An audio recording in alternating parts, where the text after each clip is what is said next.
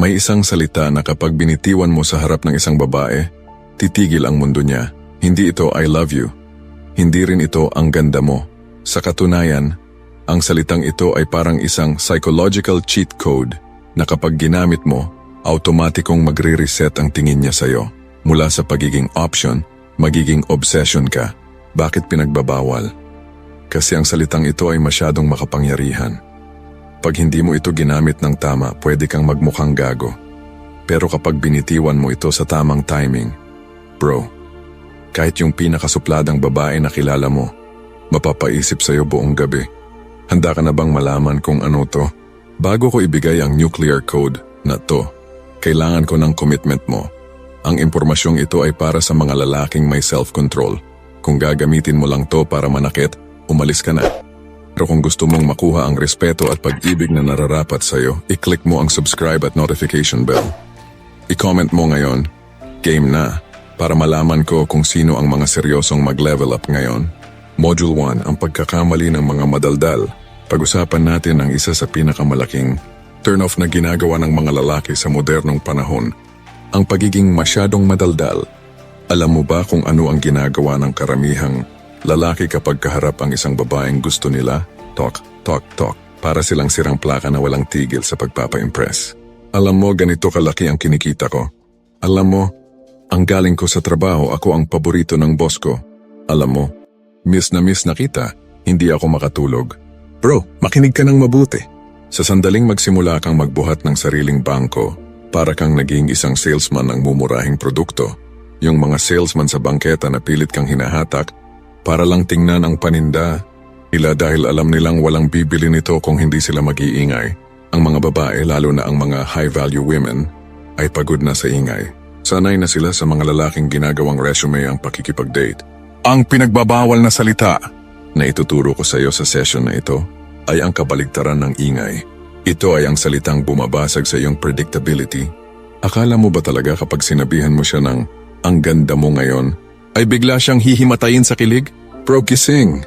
1,000 beses na niyang narinig ang linyang iyan ngayong araw pa lang. Narinig na niya yan sa guard sa mall na binuksan ang pinto para sa kanya. Narinig na niya yan sa katrabaho niyang uhaw sa pansin. At lalong-lalo na sa mga manyakis sa comment section ng Facebook at Instagram, yan na puro heart emojis ang alami type. Kapag sinasabi mo ang mga bagay na inaasahan niyang sasabihin mo, nagiging generic ka. Nagiging bahagi ka lang ng background music ng buhay niya. Nariyan ka, pero hindi ka mahalaga. Para kang commercial sa gitna ng paborito niyang palabas.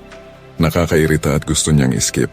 Ang sining ng pagiging iba, kung gusto mong maging iba, kung gusto mong tumatak sa isipan niya habang buhay, kailangan mong gamitin ang mga salitang hindi niya inaasahang marinig mula sa isang lalaking interested sa kanya.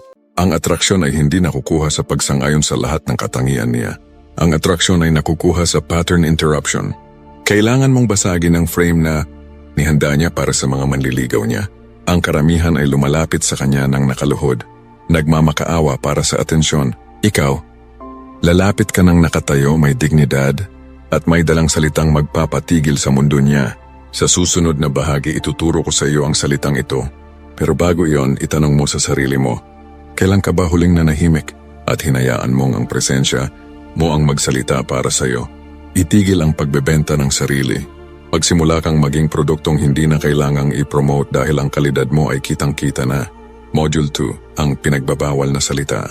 Ngayong alam mo na ang pagiging madaldal ay isang senyalis ng kahinaan. Handa ka na bang malaman ang salitang babasag sa ego ng sino mang babaeng sanay na laging sinasamba? Ang salitang ito ay hindi mura, hindi ito bastos, pero mas masakit ito sa damdamin ng isang babaeng sanay na siya ang sentro ng atensyon. Ang salitang ito ay medyo, o kaya ang mga linyang tulad ng akala ko sa layo sana.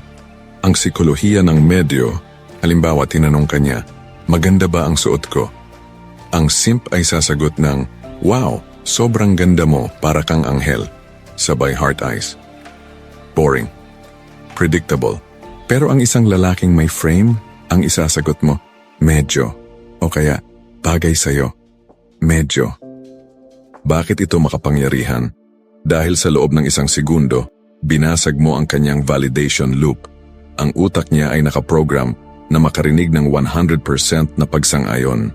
Noong binigyan mo siya ng medyo, nag-iwan ka ng 10% hanggang 20% na pagdududa. Sa psikolohiya, ang tawag dito ay intermittent reinforcement. Magsisimula siyang mag-isip.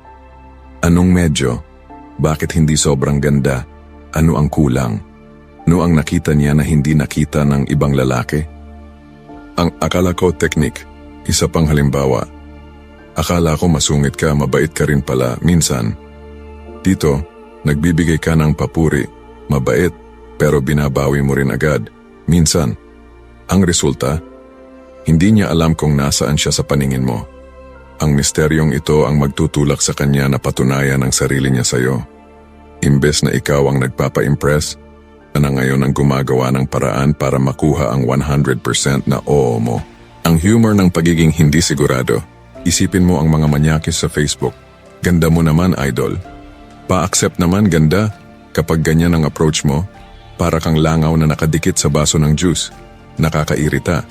Pero kapag ikaw ang lalaking nagsabi ng okay naman yung boses mo, kailangan lang ng kaunting practice o matalino ka sana kaya lang makulit ka, binibigyan mo siya ng hamon. Binibigyan mo siya ng emosyonal na roller coaster.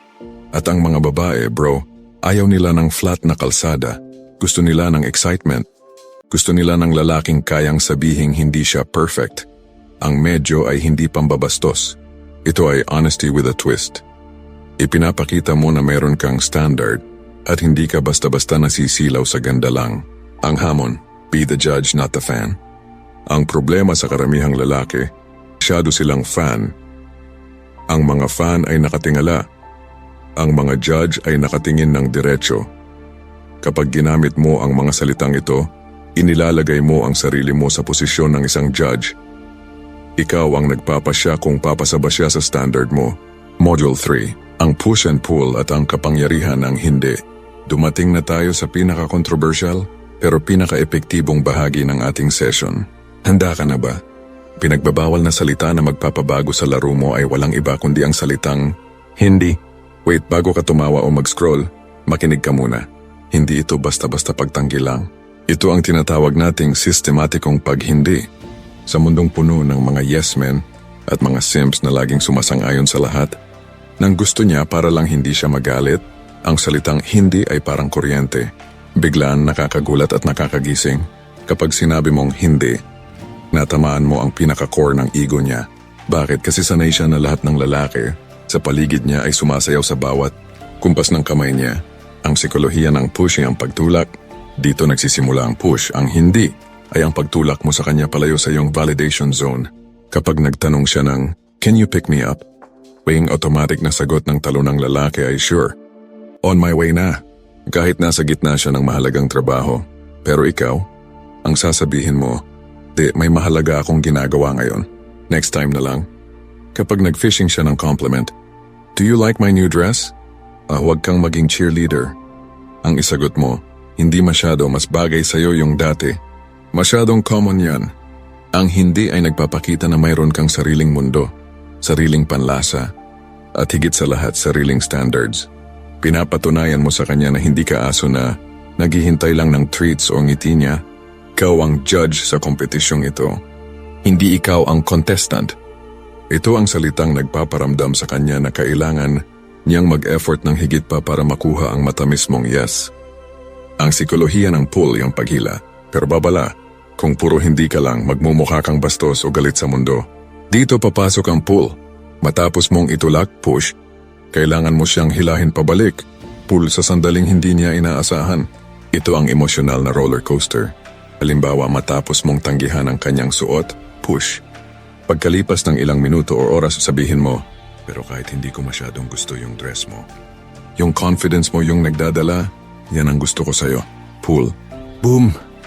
Sa loob ng isang sandali, binasag mo ang loob niya tapos binuo mo ulit. Ang pull.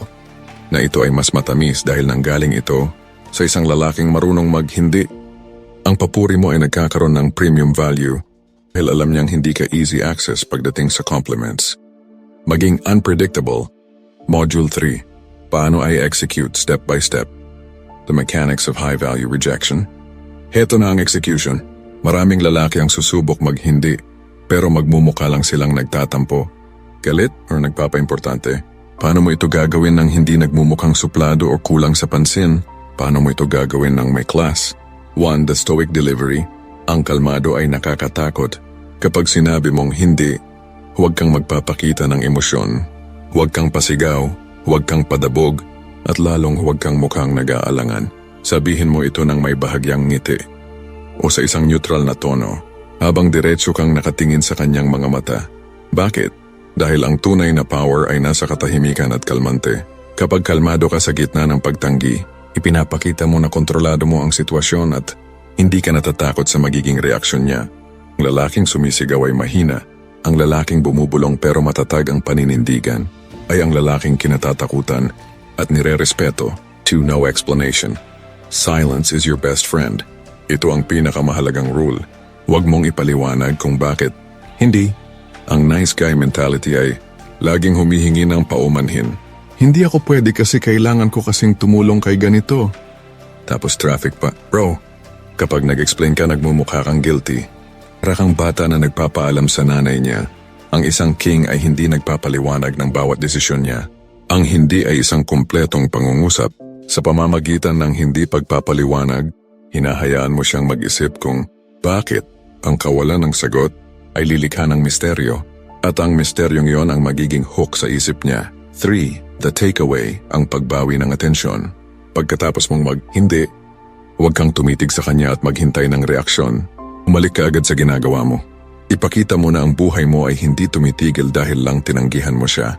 Ang iyong distraction o ang pagiging abala sa iyong misyon, ang pinaka-sexy na trait mo bilang lalaki. Ipinaparamdam mo sa kanya na siya ay pangalawa lamang sa iyong mga layunin. Sample scenario. Nagaya siya lumabas, tara kape tayo tonight. Sagot mo, hindi ako pwede tonight, may tinatapos ako. Maybe next time. Pagkatapos nito huwag ka nang mag-follow up. Huwag mo nang tanungin kung okay lang ba, ay hayaan mo siyang maiwan sa ere. Hayaan mong mag-ikot ang gulong ng imahinasyon niya. Sino itong lalaking to na mas mahalaga ang ginagawa kaysa sa makasama ako? Boom, hooked. Doon pa lang siya magsisimulang mag-invest ng tunay na effort sa'yo. Ang hamon ng pagbabago